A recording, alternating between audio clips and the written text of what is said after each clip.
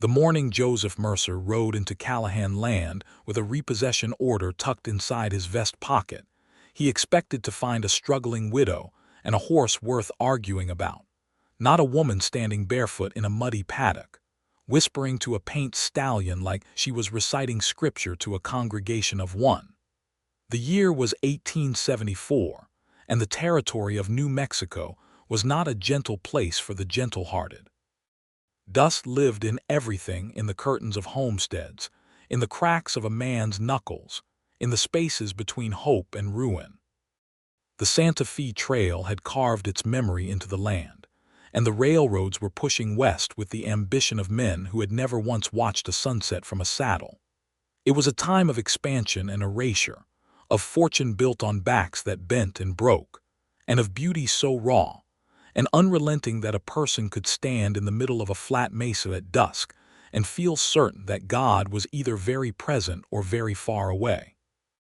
Joseph Mercer was 31 years old, lean in the way that hard work makes a man lean rather than hunger, with dark hair that curled slightly at the temples when the summer heat set in. He worked for the Harlan Lending House out of Santa Fe, a business that dressed itself in the language of opportunity and generosity, while quietly pulling the rug from beneath the boots of struggling ranchers and farmers who had borrowed against property they could not keep. Joseph was not proud of his work.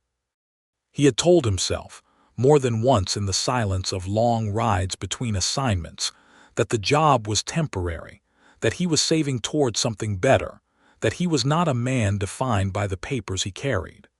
But the road between intention and action is long in the desert, and Joseph Mercer had been riding it for 3 years without reaching the other end. The Callahan homestead sat 12 miles southeast of the small town of Cimarron, on a spread of land that had once been promising enough to make a man believe in futures. The main house was adobe, low and solid, with dried chili peppers hanging in a red curtain along the front porch. There was a vegetable garden that looked tended and serious, and a water trough that showed no signs of neglect. A dog, old, brown, enormously unconcerned, raised its head from the porch steps as Joseph tied his horse to the fence post, regarded him with philosophical disinterest, and lowered its head again. Joseph stood for a moment and looked around. According to the file in his saddlebag, the Callahan property had fallen behind on loan payments to the Harlan Lending House after the death of Patrick Callahan, husband to one Hester Callahan, age 28, who now operated the property alone. The loan had been taken against a paint stallion by the name of Rio, valued at $60, a significant sum in 1874. 3 payments had been missed. The order was clear. Joseph was to collect the horse or collect the debt. He heard her before he saw her. It was not a loud sound. It was quieter than that, more intimate, a low, rhythmic voice carrying words Joseph could not yet make out, threaded through with something patient and deliberate, the kind of voice that takes years to cultivate and cannot be taught in any school he had ever heard of. He followed the sound around the side of the house to the paddock behind it, and that was where he stopped walking. Hester Callahan was standing in the center of the paddock without boots, her skirt tucked up at the waist to keep it clear of the mud, her dark auburn hair pulled back but losing the battle with several escaped strands that the morning breeze was handling as it pleased. She was not tall, but she carried herself in a way that made the space around her feel proportional, as though the paddock existed to accommodate her rather than the other way around. In front of her stood the paint stallion, Rio, and the horse was doing something that stopped Joseph's hand halfway to his hat brim. The stallion was bowing, not stumbling, not shifting weight on an injured leg, not lowering its head in the natural way horses do when offered food. It was genuinely, unmistakably bowing, one foreleg extended forward, head dipped low in a long, elegant arc, while Hester spoke to it in that steady, unhurried voice, her right hand held palm up at her side, her left hand making a slow, sweeping gesture downward that corresponded exactly to the position of the horse's head. She was teaching Rio to bow on command. This was not something people taught horses in New Mexico Territory in 1874. Horses were tools, essential and valued, but tools nonetheless. You trained them to carry riders, pull loads, respond to reins and heels and voice commands that served practical purpose. What Hester Callahan was doing in that paddock was something else entirely, something that belonged more to the traveling circuses that moved through the eastern cities, something that required a level of patience and communication with an animal that most working ranchers would have considered a luxury bordering on foolishness. Joseph stood at the fence and watched. She brought Rio up from the bow with 2 soft clicks of her tongue, and the horse rose gracefully, tossed its head once in what appeared to be self-satisfaction, and stepped toward her.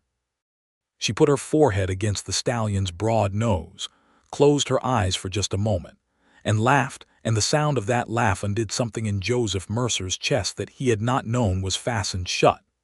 Then she opened her eyes and saw him. The laughter did not vanish entirely, but it settled into something more guarded, a careful repositioning of her expression that Joseph recognized as the particular composure of a woman who had learned not to let strangers see too much too quickly. She scratched Rio behind the ear once, and walked toward the fence with the unhurried confidence of someone who did not intend to be rushed by the presence of a stranger on her property. "You are standing on my land," she said. "Not hostile, precise." "Yes, ma'am." Joseph removed his hat, which was a reflex his mother had drilled into him deep enough that nothing had managed to uproot it. "Name is Joseph Mercer. I ride for the Harlan lending house out of Santa Fe.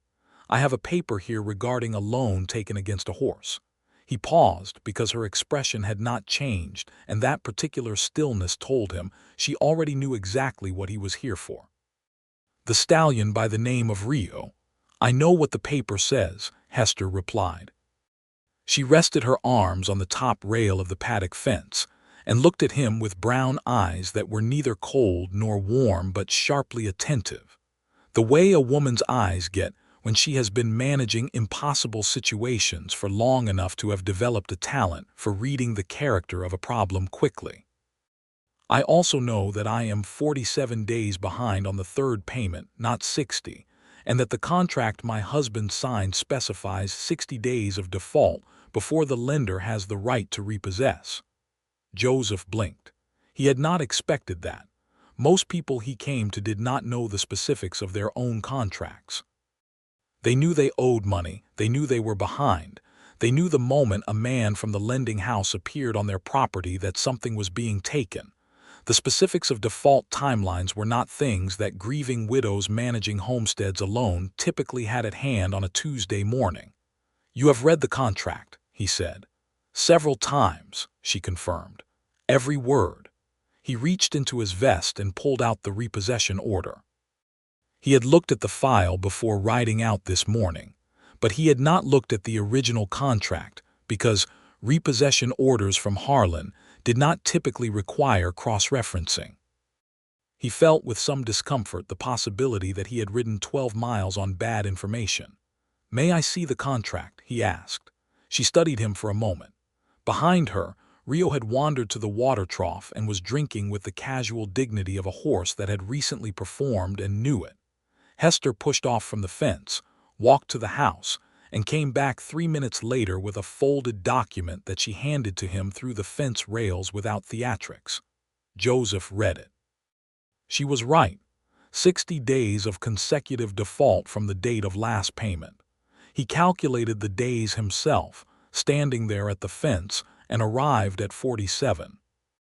"I owe you an apology," he said. He folded the contract carefully and handed it back. "The order I was given was premature. You have 13 days remaining under the terms of this agreement." Something shifted in her expression, not relief exactly, but the careful exhale of someone who had been holding their breath for longer than was healthy and had just been given permission to stop. "Will you be back in 13 days?" she asked. "Only if the payment has not been made," he said. And then, because honesty had always cost him professionally and he had paid it anyway, he added, "The Harlan lending house does not typically make errors in its favor, Miss Callahan." They knew the timeline when they sent me. Her jaw tightened. Mrs. Callahan, she said quietly, though I suppose the distinction matters less than it used to. Mrs. Callahan, he repeated, with the kind of gravity that acknowledged he understood what the correction meant. I am sorry for your loss. She looked at him for a long moment, and the look was not one of suspicion, not quite. It was more the look of someone examining something unexpected, turning it over to see if it held. Would you like water? She asked. For yourself and your horse. It is a long ride back to Santa Fe. He accepted because refusing felt wrong, and because the truth was that he had 13 days of good conscience to figure out, and some part of him that was not yet named wanted to understand what he had just watched in that paddock. She led him around to the front of the house, filled a bucket from the well for his horse, and brought him a tin cup of water that was cool and tasted of the deep earth. He sat on the porch steps, the old dog shuffling over to investigate his boots with professional thoroughness, and Hester stood against the porch rail with her arms crossed, not unfriendly but not yet fully open either. The horse, Joseph said, because he could not leave it alone. What you were doing with him in there? Training, she said simply. I have seen training, he said. I have not seen that. She was quiet for a moment, and he could tell she was deciding how much to say to a man from the lending house who had arrived to take her horse and was now sitting on her porch drinking her water. My father was from Ireland, she said finally. He came over during the famine and he brought almost nothing with him, but he brought away with horses that was his father's and his father's father's before that. Not breaking them, working with them, talking to them. He said horses are not servants, they are partners, and partners need to be asked, not commanded. And the bowing, a small, private smile crossed her face before she could decide against it. Rio is exceptional. Most horses, if you have patience enough and ask correctly, will learn commands most people have never thought to teach. Rio could learn things that would make your hair stand up, Mr. Mercer, if I had enough time with him. What kind of things? She glanced at him sideways. Why does a man from the Harlan lending house want to know about horse training? Maybe he is tired of being a man from the Harlan lending house, Joseph said, and meant it more than he intended to. She said nothing to that, but she did not look away either. He finished the water and stood, and she walked him back to his horse. The morning had shifted and was full now, the sky that hard blue of high desert that makes everything below it look painted. Mrs. Callahan, he said, as he untied the reins. I will tell Harlan that the order was premature and that the correct default date has not been reached. You have 13 days. If you can make even a partial payment in that time, it may be enough to keep them from acting immediately when the deadline arrives. She folded her hands together and looked at him steadily. And if I cannot, he looked at her. He looked at the adobe house with its drying chilies and its serious garden. He thought about the laugh he had heard from the paddock and the horse bowing like it understood ceremony. Then I will be the one they send back, he said, and I would rather not have to come back for Rio. He mounted and turned his horse south. When he was perhaps 50 yards out, he heard her voice behind him, not loud, carrying just far enough. You are not what I expected, Mr. Mercer. He did not turn around, but he was smiling before he reached the road. The ride back to Santa Fe was long enough to give a man time to think himself into trouble. Joseph Mercer rode it thinking about Irish fathers and their knowledge passed down like heirlooms, about paint stallions that bowed with dignity, about the particular sound a woman's laugh makes when it is real and catches her off guard. He thought about Patrick Callahan, a name on a contract, a man who had signed a loan against his horse and then had the inconsideration to die before he could pay it back. He thought about Hester Callahan standing at that fence with the contract she had memorized, calm and prepared, and carrying something enormous behind her eyes. He arrived at the Harlan lending house as the last of the afternoon light was turning the building's orange red, tied his horse, and went inside to find Clarence Harlan at his desk with the posture of a man who has never doubted himself and the expression of someone who was already calculating how the visit had gone. Clarence Harlan was 52 years old, prosperously built, with the kind of charm that worked well on people who had not watched it operate before. He was not a villain in the dramatic sense. He did not twirl a metaphorical mustache or threaten women in parlors. He was something more ordinary and therefore more dangerous, a businessman who had arranged his morality around profit so gradually and so thoroughly that he no longer noticed the arrangement. "Mercer," Harlan said, leaning back in his chair. "How did it go out at the Callahan place?" "The order was premature," Joseph said. He kept his voice even. "The contract specifies 60 days of default. Mrs. Callahan is at 47. Harlan's expression did not change. "Is she?" "I read the contract myself," Joseph said. "She had it on hand. She has 13 days remaining." Harlan tapped his fingers on the desk twice, a small percussion of minor irritation. "Well, that is unfortunate." "The mistake was in the paperwork then?"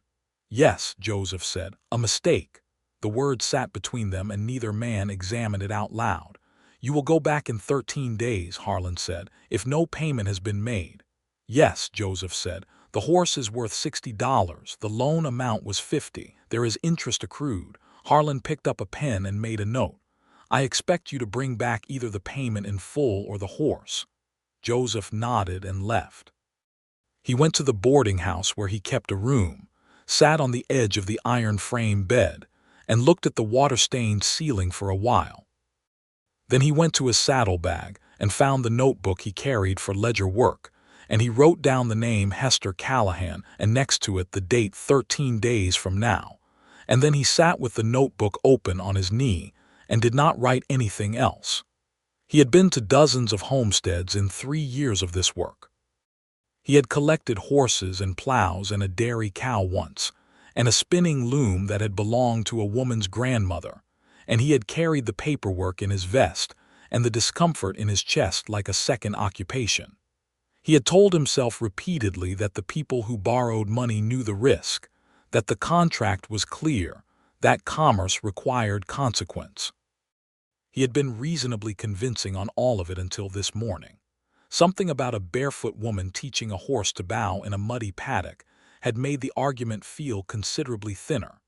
He spent the next 5 days in Santa Fe doing the ordinary work of his position, filing reports, delivering notices, riding out to assess collateral on 2 other loans that were behind but not yet critical. He was competent at the work, and he found no joy in it. On the 6th day, without any fully articulated reason that he could have defended to a skeptical audience, he rode back out toward Cimarron. He told himself he was checking on other accounts in the area. He had one other account near Cimarron, a grain merchant whose situation was stable. He checked on it. The merchant was fine. Joseph rode past the turnoff to the Callahan property and then, approximately a quarter-mile past it, stopped his horse in the middle of the road and sat there long enough that his horse turned its head back to look at him with the mild reproach of an animal waiting for a decision. He turned around. He told himself he was going to offer information about a banking contact in Santa Fe who sometimes offered bridge loans at lower interest than Harlan's standard rates. This was true. He did know such a person. The information might genuinely help her.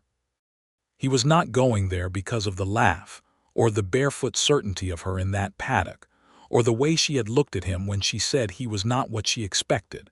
He was going there out of professional courtesy. The old dog greeted him with the same philosophical indifference as before. This time Hester was in the garden, kneeling beside a row of beans with a trowel and a methodical concentration. She looked up when his shadow fell across the row, and her expression cycled quickly through surprise, assessment, and careful neutrality. "Mr. Mercer," she said, "you are 7 days early." "I know," he said. He got down from his horse. "I have information that might be useful to you. I know a banker in Santa Fe, a man named Augustine Reyes, who operates independently of the larger lending houses and who sometimes offers terms that, well, they are better terms than Harlan's." She sat back on her heels and looked at him with that sharp, unhurried attention. "You rode 12 miles to tell me that." "He has helped people in situations similar to yours before," Joseph said, and felt himself on uncertain ground. Hester stood, brushed the soil from her skirt with the flat of her hands, and looked at him for a long moment with an expression he could not quite categorize. "Come inside," she said. "I will write down his name."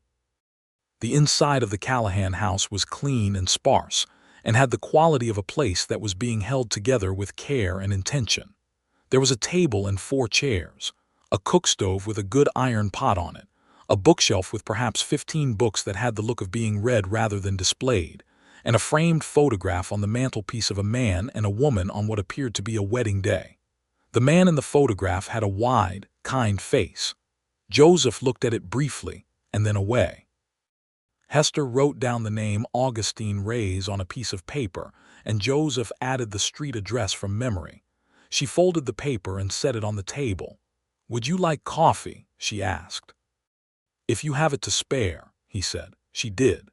They sat at the table, and the coffee was strong and real, and he was aware with every passing minute that he had no professional reason to be sitting at her table, and that he was sitting there anyway, and that she had offered him the coffee knowing the same thing. "How long have you had Rio?" he asked.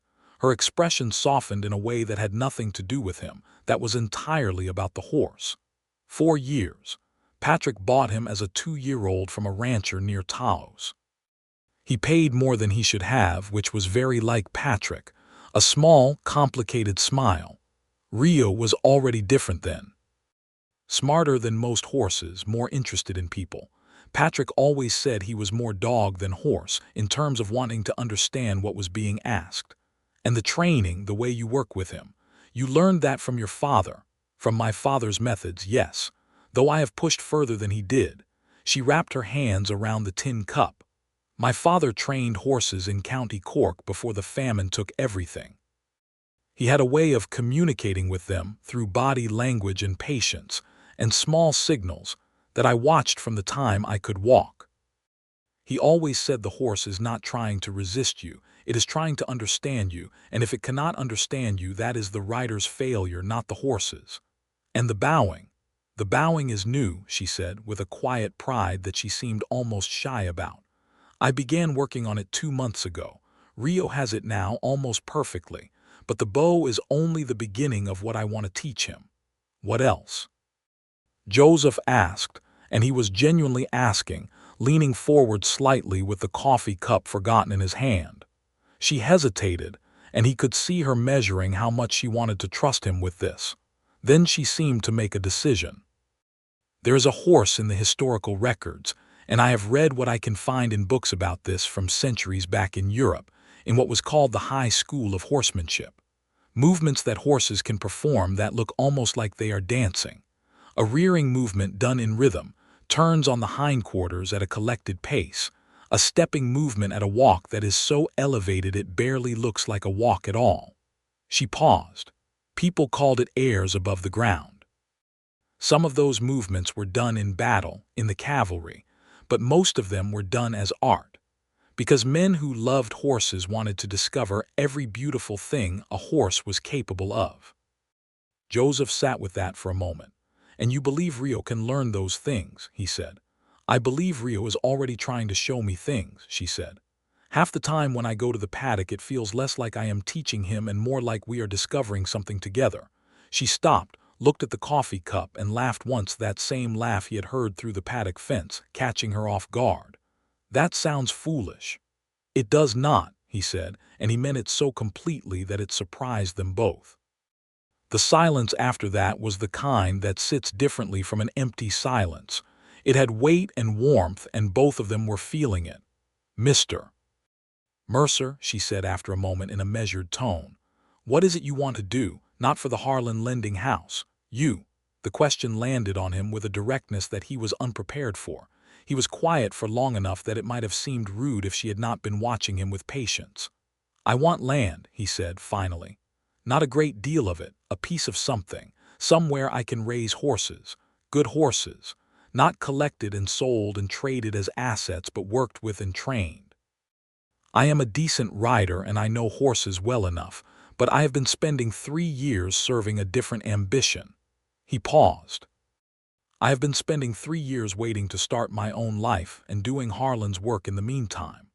She nodded slowly, as though this answered something she had already partially suspected. Then perhaps you should stop waiting, she said. He rode back to Santa Fe as the sun was setting, and the desert went pink and copper around him, and he thought about that very thing for the entire 12 miles. The next 6 days changed the shape of things considerably. Joseph went to see Augustine Reyes on the second day, not on behalf of Hester Callahan, but to prepare the ground. He explained the situation in general terms, and Reyes, a compact, thoughtful man of 40 who ran his lending operation with the kind of ethical specificity that kept him perpetually less wealthy than Harlan, but considerably better able to sleep, said he would be glad to speak to any landholder seeking to refinance at fair terms. On the fourth day, Joseph discovered that Harlan had added undisclosed fees to the Callahan account, small charges for administrative processing, and a courier fee that had not been in the original contract, and that pushed the total owed to an amount Hester could not realistically produce in the remaining time, even if she sold most of what she owned. He found this while reviewing Harlan's ledger for another case, and the numbers did not reconcile with the contract he had read at her fence. He sat with the ledger entry for a long time. Then he made a copy of the original contract terms and the current ledger discrepancy, and put both in his vest pocket next to the heart that had been increasingly loud about Hester Callahan for 6 days. On the 5th day, he rode out to Cimarron again, not for professional courtesy, for her. She was in the paddock when he arrived. Of course she was. This time Rio was performing something Joseph had no name for, a slow, collected walk in which each step was lifted high, and placed with a precision that made the ordinary act of walking look ceremonial. Hester walked beside him, matching his pace, her left hand barely touching the lead rope, and she was speaking to him in a low, continuous murmur that Joseph could not hear from the fence, but that he understood, in some wordless way, was essential. He watched for a long time before she saw him. When she did, she finished the sequence, walked Rio through 3 more of those extraordinary elevated steps, brought him to a halt with a single word, and then rewarded him with something from her pocket that the horse accepted with enormous dignity. Then she came to the fence. She looked at him differently now, not the careful neutrality of the first visit, not quite the measured assessment of the second. There was something easier in it, which he suspected cost her something to allow, and that cost made it more valuable to him. "You are here again," she said. "I found something in Harlan's ledger that you need to know about," he said. He pulled out the documents. "He has added fees to your account that are not in your contract. It is not legal under the terms of what your husband signed, but I want you to see it yourself." She read the documents at the fence with the same focus she had given the paddock. When she looked up, there was a controlled anger in her face that was quiet and thorough. "This changes the total owed," she said. "Yes. He cannot do this under the contract." "No," Joseph said. "He cannot." "But he does, and most people do not know well enough to challenge it." He paused. "Augustine Reyes can help you. He can refinance at the legitimate contracted amount, not the inflated one. If you go to him before your 13 days are up, you can take the original contract, and this ledger discrepancy and Reyes will not turn you away." She folded the documents and held them against her chest and looked at him with an expression that was complicated in ways he found himself wanting to sit with for a very long time. "Why are you doing this?" she asked. "You work for Harlan." "I did work for Harlan," Joseph said. And the past tense was a decision made out loud, which was the only way he knew how to make the decisions that mattered. "I resigned this morning." The silence that followed was the loudest thing he had heard in a long time. "You resigned," she repeated slowly. "I have been waiting to do it for 3 years," he said. "You told me to stop waiting." Something moved across her face that she did not try to conceal, something between astonishment and a feeling she was not ready to name. She put one hand flat on the fence rail as though steadying herself. "That was not about you," she said softly. "What I said." "I know," he said. "It was better advice for not being about me." She looked at him. He looked at her. The morning was wide and blue above them, and Rio had wandered back to investigate the conversation and was hanging his large, intelligent head over Hester's shoulder with the presumption of a horse that considers itself party to all important discussions. Hester laughed, the real laugh, the one that started in her chest and got away from her, and she put her hand over her mouth and shook her head. "He does that," she said. "He always has to be part of things." "He seems to know when something important is happening," Joseph said. She looked at Joseph over the paint stallion's nose and said nothing for a moment, and then said, "You should come in. We should talk about this properly." They talked for 3 hours. At the kitchen table, with the coffee getting cold and then reheated and then cold again, they spread out the documents and went through every line together, and Joseph explained exactly what Rays could do and what the path forward looked like if she moved on it within the week. He was clear and thorough and honest, and at no point did he let the fact that she had extremely expressive eyes while she was concentrating on documents distract him from being useful, which was a greater act of willpower than he typically acknowledged. When the practical business was done, they talked about other things. About her father's horse training methods, and the books she had found references to about European horsemanship, and whether it was possible to obtain such books in New Mexico territory. About his years in Missouri before he came west, where he had grown up on a working farm and had loved horses since before he could name the feeling. About what it was like to run a homestead alone after Patrick died of a fever in February, 6 months ago, which she described with a brevity that told him the grief was real and ongoing, and that she had simply decided to carry it rather than be carried away by it. "He would have liked you," she said at one point, looking at the photograph on the mantelpiece with the complicated tenderness of someone who has sorted their feelings into something they can live with. "Patrick liked people who were honest even when it was inconvenient." "It is usually inconvenient," Joseph agreed. "Yes," she said, "but that is when it matters most." He left in the late afternoon and rode back towards Cimarron to find lodging for the night, rather than riding all the way to Santa Fe, because the next day he needed to return and accompany her to see Augustine Rays, and he did not want to make that ride twice. He got a room at the only boarding house Cimarron offered, a narrow building presided over by a woman named Mrs. Torrance who had opinions about most things and kept an excellent table, and he lay in the dark listening to the town settling and thought about Hester Callahan, with the focused happiness of a man who has just discovered something he did not know he was looking for.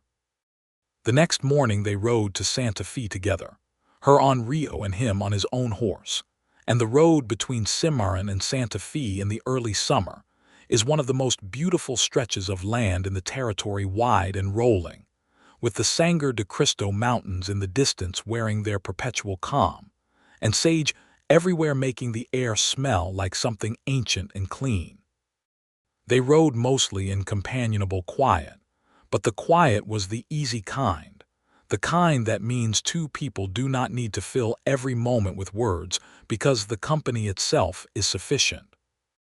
At one point, Rio decided to perform his bow in the middle of the road for no apparent reason, which required them both to stop their horses, and Hester said, "He does this sometimes.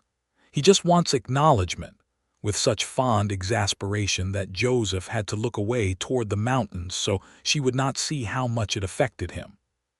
Augustine Rays received them in his office, which smelled of paper and coffee, and had the ordered quiet of a workspace presided over by someone who thought carefully before acting.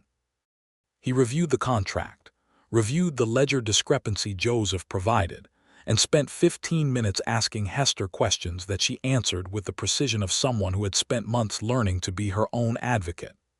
At the end of it, Rays offered a refinance at the original contracted amount, with a monthly payment $10 less than Harlan's and no hidden fees, secured against the property rather than against Rio. "The horse will not be collateral in this agreement," Rays said, and he said it with the flat simplicity of a man who found the alternative distasteful.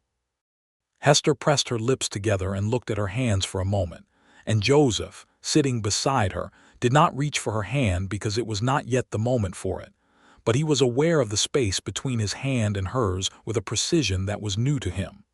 "That is acceptable," she said steadily. They signed the papers. Rays would contact Harlan directly with the legal challenge to the additional fees and the transfer of the loan. Harlan would not be pleased, but the discrepancy was documented, and Rays had a lawyer who had challenged Harlan's methods twice before and won twice before. On the way out of Rays's office, Hester stood on the boardwalk of Santa Fe in the full midday sun and breathed in deeply and slowly and let it out, and Joseph stood beside her and let her have that moment without making it about anything other than what it was, a woman who had fought hard for something and won. "Thank you," she said finally. "You did that," he said. "You knew your contract. I only brought the ledger." "You brought more than the ledger," she said, and she looked at him directly and simply, with no calculation in it. He was going to say something in response. He had the words ready, or something close to words. But Rio, who was tied at the post behind them, chose that moment to blow loudly through his nose and paw the ground once with the imperial impatience of a horse that has been standing still long enough and sees no good reason to continue. Hester turned to the horse and said, in a tone of perfect seriousness, "We are having a moment, Rio." Rio's ears went back and then forward again in what Joseph could have sworn was skepticism. Hester laughed and Joseph laughed, and they stood together on the boardwalk in Santa Fe in the summer of 1874, laughing in the way that two people laugh when something is funny, and also when something larger is true, and neither of them is quite ready to say it out loud yet. He walked her to where she had arranged to stay the night at the home of a woman named Clara Webb, a friend she had known since before she came to New Mexico, and they stood at the gate of Clara's house in the golden late afternoon light, and the conversation wound down to its natural end, and then lingered past it, the way conversations do when neither person wants to be the one who leaves. "I will be in Cimarron next week," Joseph said. "I have a contact at the livery there who has land adjacent for lease, and I am thinking of going to look at it." She looked at him with a small, knowing expression. "Land adjacent to the Callahan property?" she asked. "Adjacent to several properties," he said with dignity.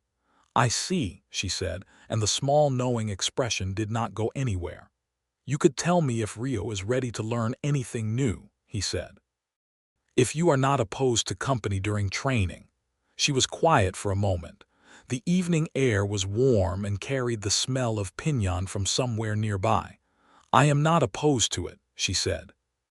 He arrived at the Callahan place the following Tuesday with a new notebook and a full morning set aside, having looked at the leased land near the livery, and found it promising and suitable and requiring relatively modest capital investment to make functional as a training operation for horses, which was a direction he was now committed to with the clarity of a man who has finally stopped lying to himself about what he wants. Hester was in the paddock. She was always in the paddock, he was beginning to understand, in the same way that certain people are always exactly where their truest nature requires them to be. This time Rio was performing something altogether new.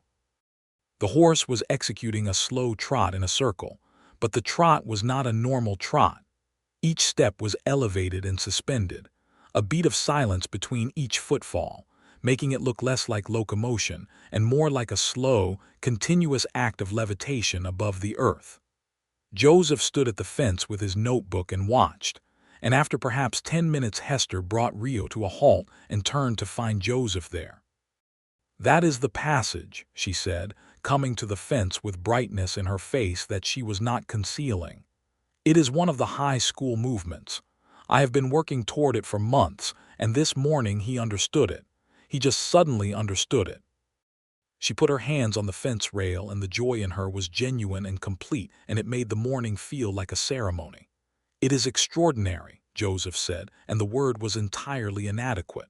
"I want to write about it," she said with sudden urgency. "I want to write down everything I am learning, the methods, the signals, the timing. My father never wrote anything down, and when he died it was nearly all lost, what he knew. I do not want what I am discovering with Rio to be lost." "Then write it," Joseph said. "You write it and I will find you someone to publish it." She looked at him with the expression of someone who has just been told that an impossible thing is possible. "A woman writing about horse training in 1874, she said. "Who would publish that?"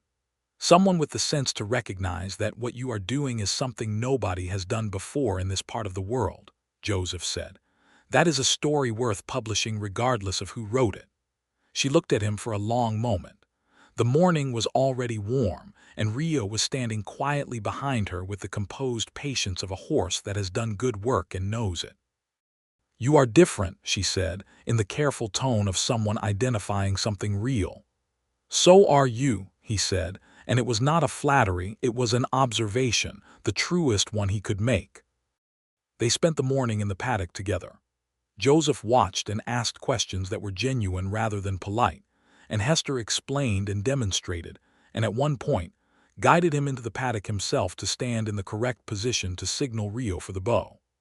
The horse considered him thoughtfully, as though assessing his qualifications, and then executed a perfect, dignified bow, and Joseph felt something shift in his understanding of what was possible between a person and an animal. "He accepted you," Hester said with a certain significance. "Should I feel honored?" Joseph asked. "You should," she said quite seriously. They broke at noon and ate at her kitchen table. She had made bread and there was dried beef and preserved tomatoes from the garden.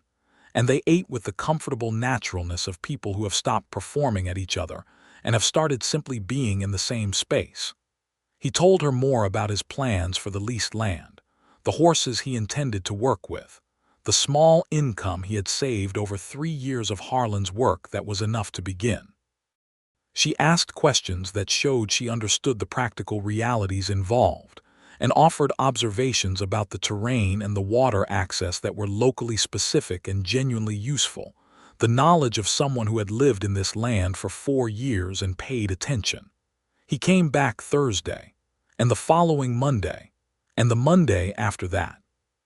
He would spend the morning in the paddock watching or participating in the training, and they would spend part of the afternoon talking about the work and about other things, books she had read and opinions she held about them, and his years before New Mexico, and the particular injustice of a world that would charge a widow inflated fees on a dead man's loan without the smallest hesitation, and the beauty of the Sangre de Cristos in the afternoon light when the clouds built above them and the thunder was still 2 hours away. He had begun working on the leased land in the afternoons, clearing the old corral posts and assessing the fencing. It was physical and satisfying work, the kind that ends the day with a cleanliness of exhaustion he had not felt in years. On the 4th Monday, which was the first week of August, he arrived at the Callahan place to find her sitting on the porch, not with the methodical composure he had come to know, but with a letter in her hand and an expression that was controlled, in the way things are controlled when they are actively fighting to be otherwise. He got down from his horse without tying it first and came to the steps. "What is it?" She handed him the letter. It was from a solicitor in Santa Fe, representing Patrick Callahan's brother, a man named Gerald Callahan, who was, according to the letter, contesting the ownership of the Callahan homestead on the grounds that the property had been purchased partly with money lent to Patrick by Gerald, and that this lending had never been formally documented, but was now being claimed retroactively. Joseph read it twice and sat down on the steps. "Is there any truth to the loan claim?" he asked. "Patrick's brother gave us money when we first arrived in New Mexico," Hester said, her voice flat and careful. $150. Patrick always called it a gift. Gerald called it a loan when he wanted something and called it a gift when he didn't. It was never written down. "When did you last have contact with Gerald Callahan?" "The funeral," she said. "He came, we spoke briefly, and he said nothing about any of this. That was in February. And now, in August, this letter," Joseph said. "He waited to see if I could manage," she said, and the quiet bitterness in it was layered and real. He watched to see if I would fail on my own, and when I didn't, he decided to find another way. Joseph folded the letter and handed it back to her with steady hands. "This is worth fighting," he said. An undocumented claim against an established deed has specific legal requirements. He has to prove the loan existed and that the terms entitled him to property rights, which is a very different thing. Reyes has a lawyer, the same one who handled the Harlan challenge. "I cannot keep asking for help," she said, with a frustration that was as much about pride as about practicality. "You are not asking for help," Joseph said. "You are using a legal resource that exists for exactly this purpose. There is no diminishment in that." She looked at him with an expression that was conflicted and tired, and underneath the tiredness was something else that he recognized because it matched something in himself, the accumulated weight of being in a position you did not choose, carrying it with as much grace as possible, hoping that grace was sufficient. "Hester," he said, and it was the first time he had used her first name without any formality preceding it, and they both noticed it, and he did not apologize for it. She met his eyes. "You are not alone in this," he said, "not any of it." She held his gaze for a long moment and then looked down at the letter in her hands, and when she looked up again there was something less defended in her face, something that had quietly opened. "Thank you," she said softly. He saw the lawyer Tomás Verla the following day. Verla was a precise and quietly formidable man who had been practicing law in New Mexico territory since before it was organized, and who had a gift for making legal arguments that were both irrefutable and deeply inconvenient for the people they were directed against. He reviewed the letter from Gerald Callahan's solicitor with the expression of a man who has seen this kind of opportunism before and has a specific filing procedure for it. "The deed is in her name," Verla said. "The property transferred correctly upon Mr. Callahan's death. An oral loan claim from a family member, with no documentation, no witnesses, and no communication for 6 months post-death, is a weak basis for a property challenge. It can be filed and it will require a response, but the merits are not strong." "Can it be dismissed?" Joseph asked. "With the right response within the prescribed timeline, yes," Verla said. "I will draft it. Tell Mrs. Callahan not to respond to the solicitor directly." Joseph rode to Cimarron that afternoon with the news. Hester was in the paddock again, and this time she was attempting something he had not yet seen. She was asking Rio to lower himself to a kneel, one foreleg tucked beneath him, the other extended, in preparation for what she told him later was a movement toward eventually teaching the horse to lie down fully on command. Rio was regarding this request with the careful deliberation of an intelligent creature encountering a novel concept, trying it out in small portions, not refusing but negotiating. Joseph stood at the fence and watched the negotiation. He thought that watching Hester Callahan and Rio work together was one of the finest things he had ever been given the chance to see. Not a performance, not a display of skill for its own sake, but a genuine dialogue between two beings, both paying profound attention, both working towards something that neither of them could fully achieve alone. He told her about Verla when she came to the fence. The relief on her face was the kind that does not fully surface all at once. It arrives in increments cautiously, as though the body has learned not to trust relief too readily. "He will take care of it?" she asked. "He believes the challenge is weak and can be answered definitively," Joseph said. "He needs you to come into Santa Fe once to sign the response document. Beyond that, the process is his to manage." She nodded, looking out across the paddock at Rio, who had wandered to the far fence and was looking at the mountains with equine philosophical grandeur. "Joseph," she said. He had started to feel his name in her voice, the particular quality it took on when she said it directly like that. "Do you believe in things working out?" "I believe in making them work out," he said. "I am not sure it is the same as having faith in the abstract, but it has proven more reliable." She looked at him sidelong, and there was a warmth in the look that she no longer fully hid. "That is very practical of you," she said. "I'm a practical man," he said. "You resigned a paying job to help a widow keep her horse," she said. "That is not the most practical thing a man has ever done." He looked at the paddock and then at her. The afternoon light was at that angle where it hits the side of a person's face and makes everything look more certain, more resolved. "I'm practical about the things that matter," he said. The pause that followed had the held quality of a breath before a word.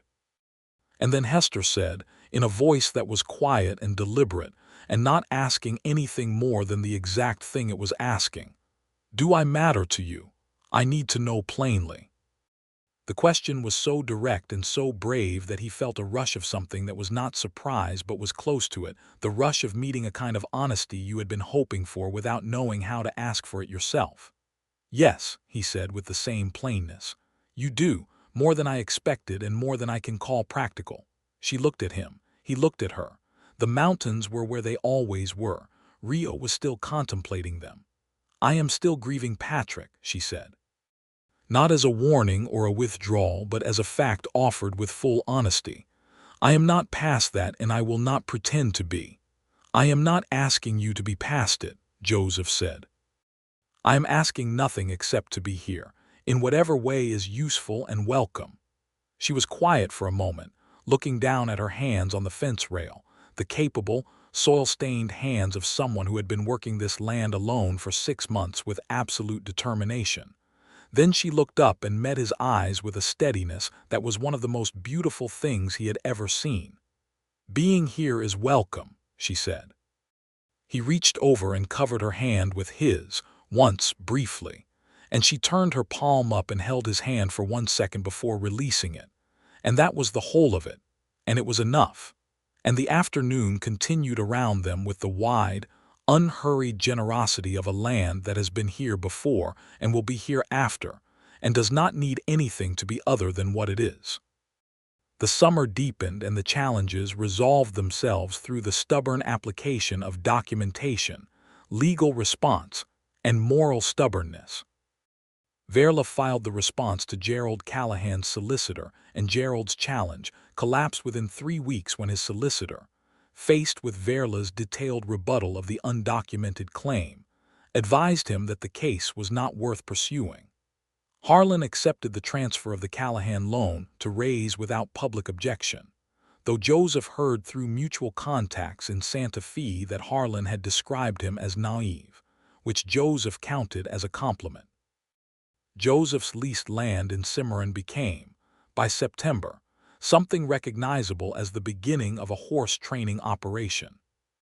He had 4 horses by then, acquired at modest prices from various sources, and he was applying everything he had observed in Hester's paddock to his own work with them, with results that were slower than hers but pointed in the right direction.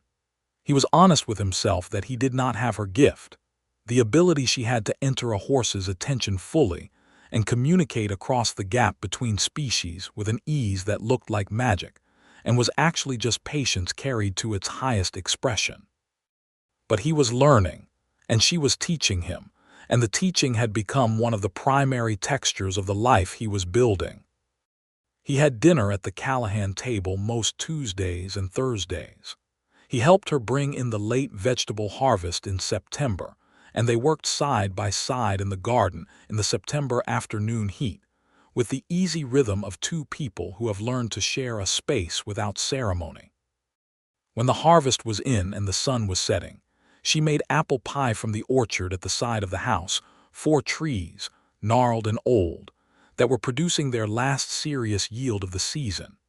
And they ate it at the kitchen table and argued companionably about whether a horse's personality is innate or developed, a discussion they had been having in installments for 2 months without arriving at a conclusion, which neither of them found troubling.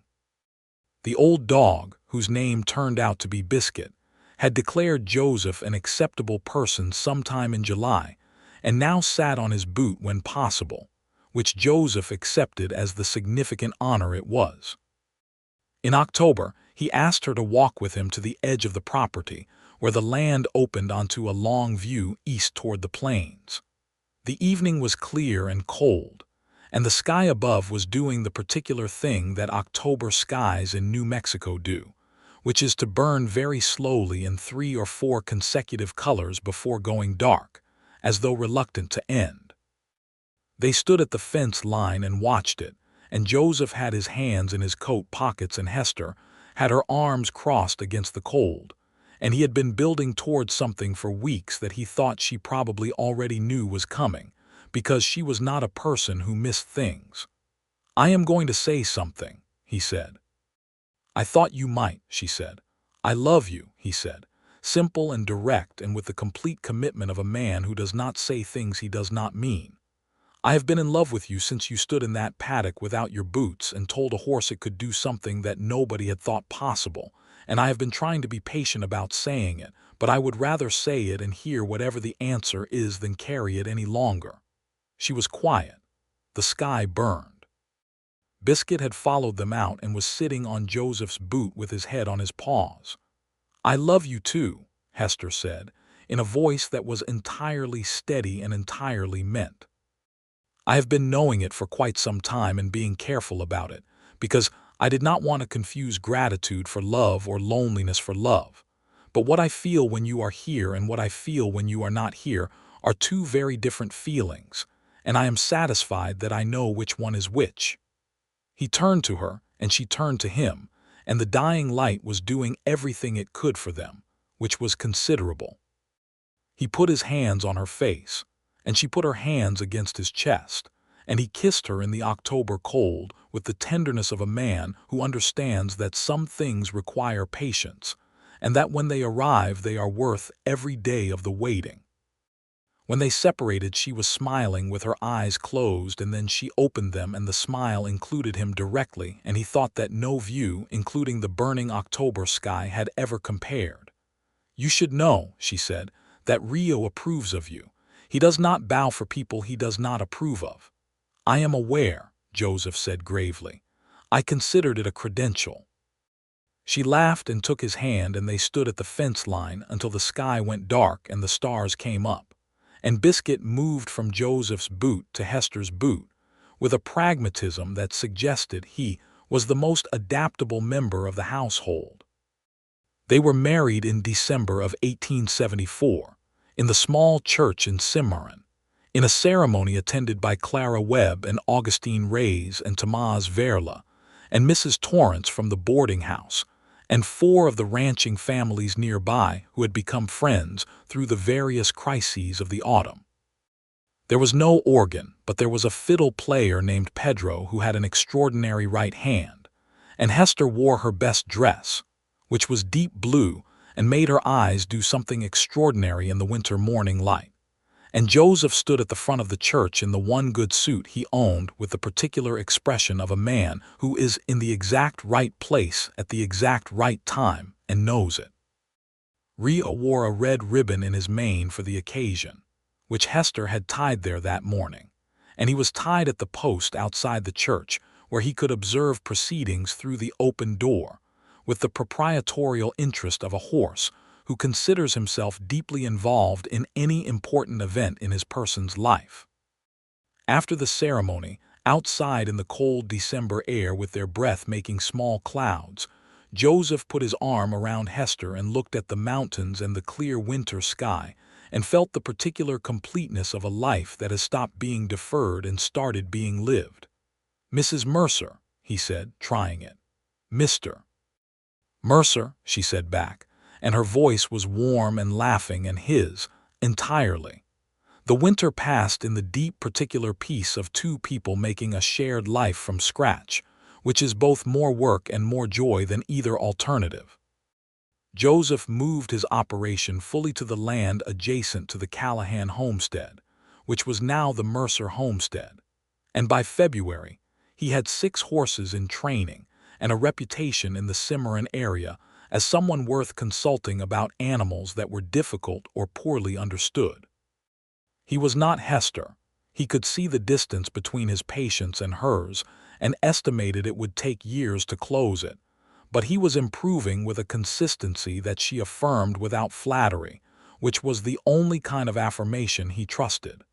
Hester had begun writing. It had started as a journal of her work with Rio, documenting each movement, each training session, each discovery. But by January it had become something larger and more deliberate, a systematic account of her methods and her father's methods, the principles underlying them, the observable differences in how horses responded to communication rather than coercion. She wrote at the kitchen table in the evenings, often for 2 hours after dinner while Joseph read or worked on harness repairs, and she wrote with the focused concentration of someone who knows they are documenting something that matters. Rio continued to develop. Through the winter, with the ground frozen and the paddock footing changed, Hester adapted her sessions and Rio adapted with her. And by March, he had learned to lie down fully on command and to rise again, and to perform the elevated trot she called the passage for sustained periods at liberty, no lead, no halter, moving freely around the paddock in the extraordinary suspended rhythm that made first-time observers stop whatever they were doing and stare. Word spread the way word spreads in small territories, person to person, with the accumulated momentum of genuine astonishment. A rancher from Taos came in February to see what he had heard described.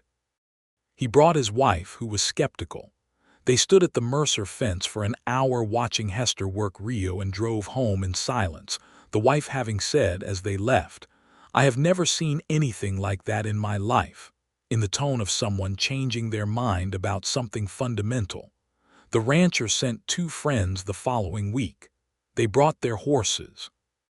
By April, Hester had 3 additional horses in her paddock that belonged to other people, all brought to her by owners who had been told that she could do something with animals that nobody else in the territory could do, and who had arrived skeptical and stayed to negotiate. This was not how either of them had planned it. But it was how it was, and the shape it took was so naturally right that planning seemed beside the point. In the spring of 1875, Hester wrote to 3 printing houses in the East about her manuscript. She wrote as H. Mercer, and her letter was clear and intelligent and described the content of the manuscript accurately without apology or excessive qualification. 2 houses declined without explanation. The third, a small publisher in St. Louis, wrote back asking to see the pages. Joseph carried the pages to the post office himself. He stood at the postal counter and handed the envelope to the postmaster, and then walked out into the April morning with the particular feeling of someone who has invested hope in something and committed it to the world's handling. The response from St. Louis came in June, and it was yes. Hester was in the paddock when Joseph brought the letter from town. Rio was performing the bow for a small audience of 2 neighboring ranch wives who had come specifically to see it.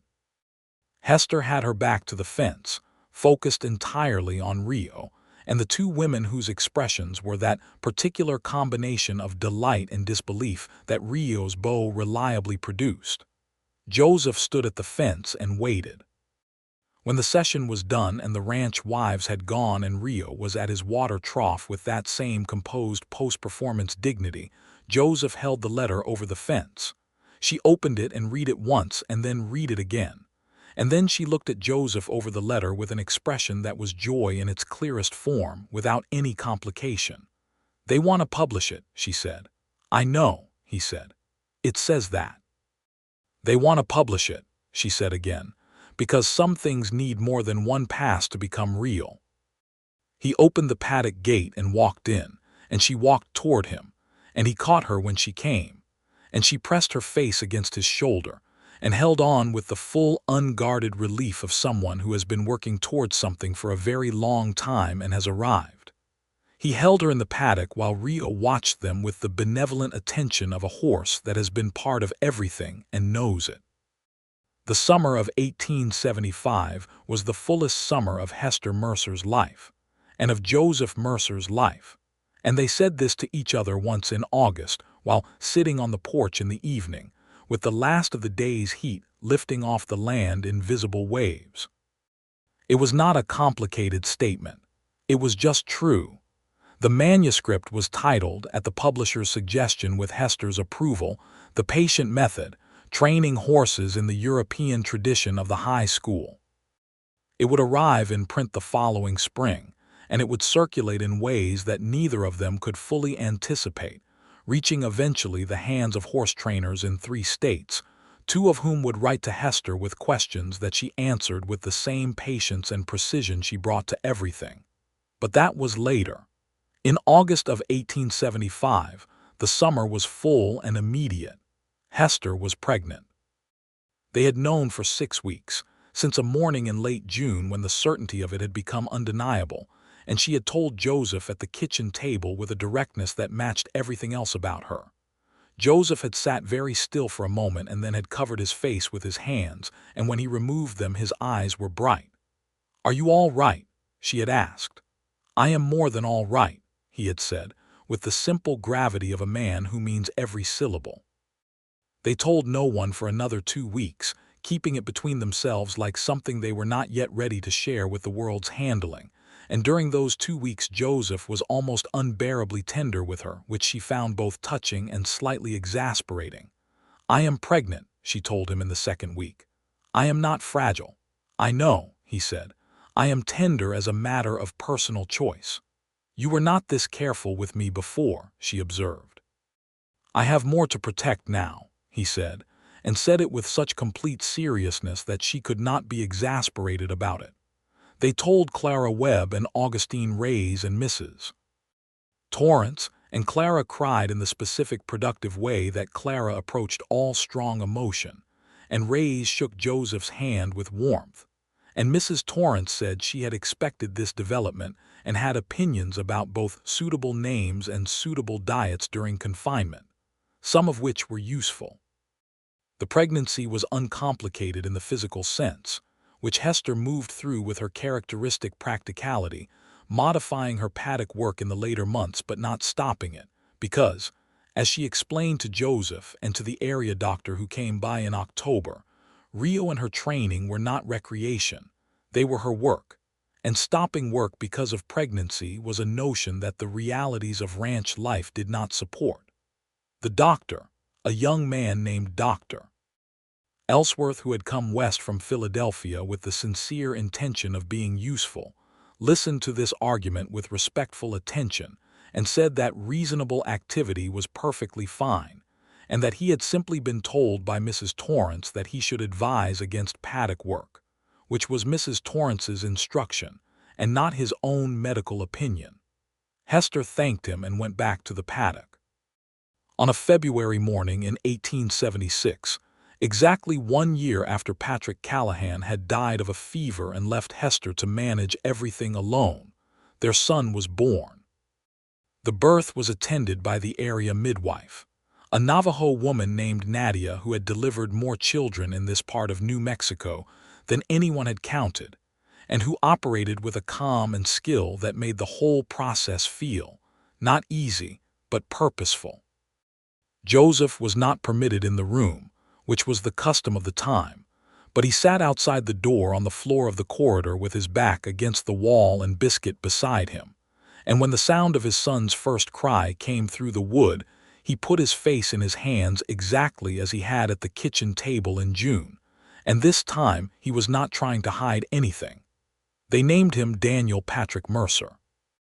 Daniel for Joseph's father, Patrick for the man who had loved Hester first and built the life she had carried forward from. Hester made this decision and told Joseph, who listened and was quiet for a moment. "Patrick was a good man," he said. "He was," she said. "Daniel deserves to know that." "Then Daniel Patrick it is," Joseph said, and meant it without reservation. Daniel Patrick Mercer came into the world red-faced and voracious, and thoroughly opinionated about most things from the first hour, which Hester said was inevitable given his parentage, and which Joseph accepted as a fair characterization. The spring of 1876 arrived with the particular exuberance of springs that follow hard winters, and it arrived to a household that was more complete than it had ever been. The Mercer operation, which was what the area had taken to calling it, now had 14 horses between Joseph's training land and Hester's paddock, and a reputation that extended well beyond Cimarron.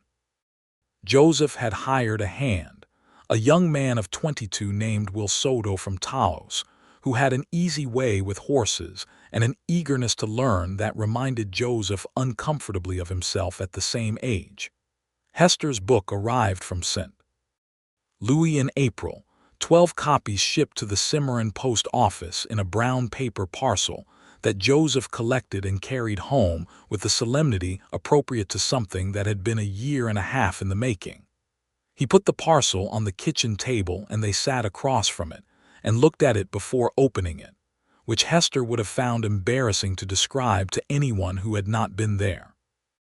She opened it and picked up the top copy and held it and read the title page and the author line, H. Mercer, Cimarron, New Mexico Territory, and then set it on the table and looked at her hands.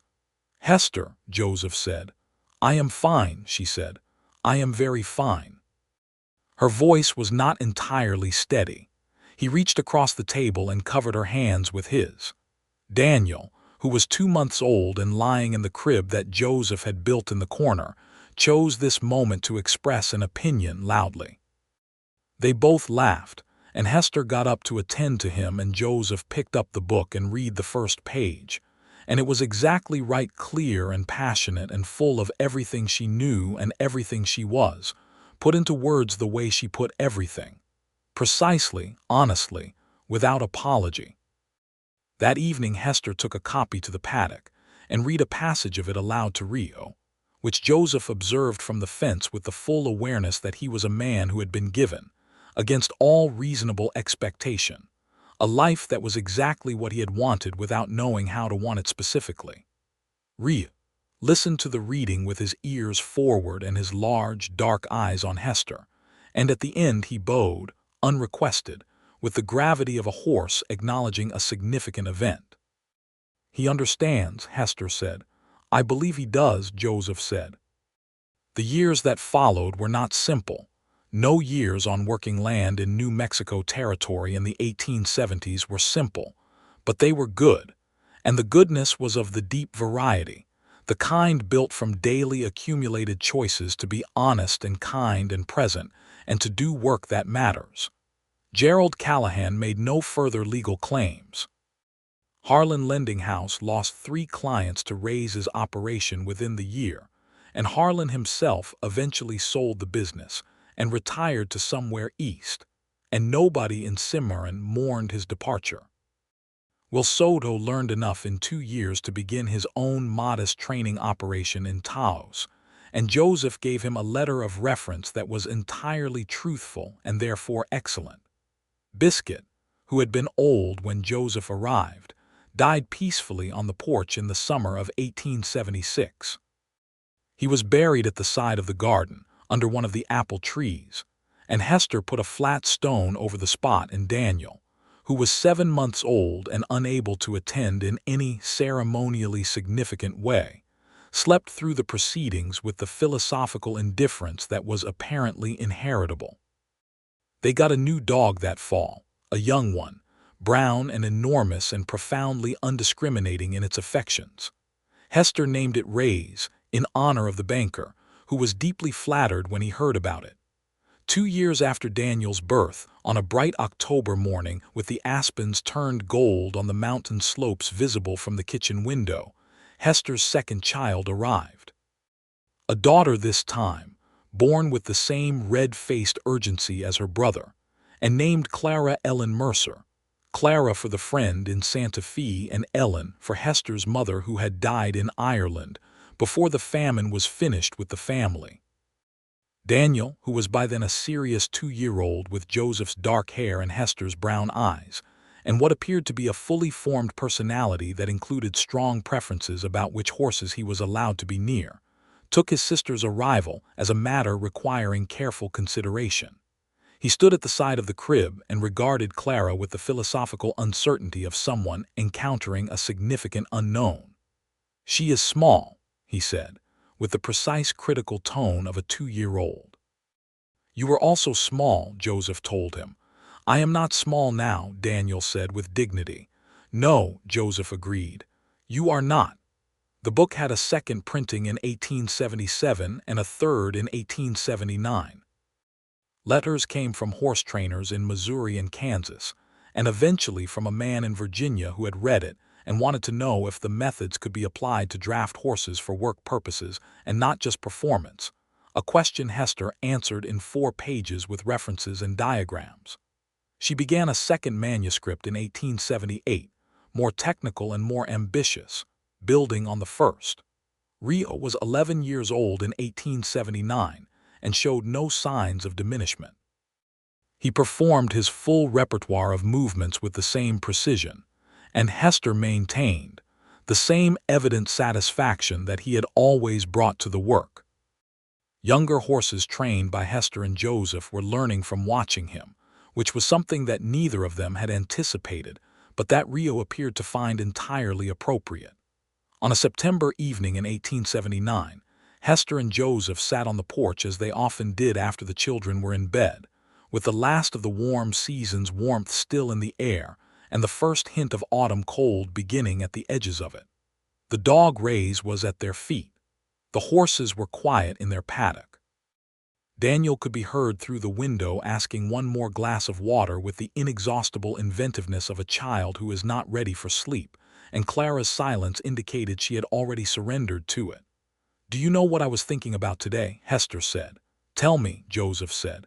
"That morning," she said, "when you first came to the property with the repossession order." He smiled in the dark. "I remember it thoroughly. I watched you standing at the fence," she said. "You did not know I had seen you. You were watching Rio's bow, and you had this expression like someone who had just been shown something they had not been expecting to find, and did not know yet what to do with it." "That is an accurate description of what was happening," he said. "I thought, this man is going to be trouble," she said. He laughed. "Did you?" "I thought, this man is something unexpected," she said, and her voice was warm with the warmth of something that has been examined from all its sides and found consistently true. "And I was right. I thought the same about you," he said, "the trouble part at minimum." She reached over and found his hand in the dark, and he held it, and they sat in the quiet of a life they had made from a repossession order and an open paddock gate, and the extraordinary willingness of a paint stallion to bow for a stranger. "Are you happy?" he asked, because he asked it periodically, not out of doubt, but out of the particular ongoing gratitude of someone who needs to confirm that what they are living is real. "Yes," she said without hesitation, with the same directness that had characterized everything she had ever said to him. "Are you?" "More than I can account for," he said. She squeezed his hand and leaned her head against his shoulder, and through the window Daniel's campaign for a third glass of water finally ended in sleep, and Clara dreamed whatever it is that 1-year-olds dream, and Rio stood at the fence of the paddock in the New Mexico dark with his ears forward and his eyes on the mountains, patient and extraordinary and entirely himself. The aspens on the far mountains were gold in the morning, and the land was quiet and enormous and generous, the way it had always been, the way it would continue to be long after all of them were gone from it. But for now they were here, and the night was full, and everything that had needed to be resolved had been resolved, and everything that had needed to be built had been built, brick by careful brick, from 2 people who had found each other in a paddock on a Tuesday morning in the summer of 1874. Because a horse had decided to bow and a woman had taught it to, and a man had stopped at the fence and paid attention. That was enough. That was everything. That was how it always was with the real things. They arrived unexpectedly, in the middle of an ordinary morning, wearing no particular ceremony, and asked only that you stop long enough to see them clearly and then have the courage to stay. Joseph Mercer had stopped. He had stayed. So had Hester. And Rio bowed for them both every morning in the golden paddock light, because some things deserve that kind of acknowledgement, and a horse that understands ceremony knows exactly when to offer it.